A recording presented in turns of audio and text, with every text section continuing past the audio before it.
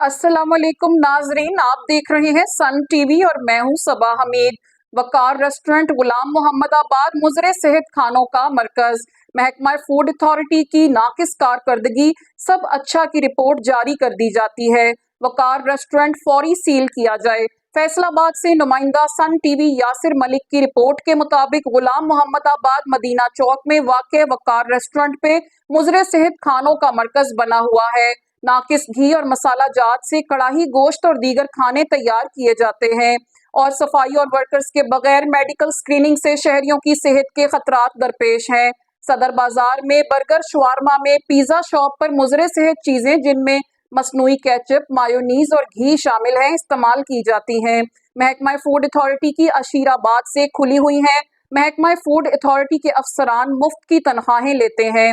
गुलाम मोहम्मदाबाद में केमिकल दूध फरोख्त करने वालों को देकर लाइसेंस जारी करके शहरियों को बीमारियां बांट रहे हैं। केमिकल मिला दूध इंसानी जानों के लिए मुजरे सेहत और जानलेवा साबित हो रहा है, मगर फिर भी महकमा फूड अथॉरिटी के आला अफसरान जो जगह जगह नाकिस दूध दही की दुकानों से अपनी मंथली इकट्ठी करने में मसरूफ हैं। मंथली इकट्ठी करने की खातिर हर दुकानदार को बगैर तस्दीक लेबॉर्ट्री टेस्ट के लाइसेंस जारी कर दिए जाते हैं।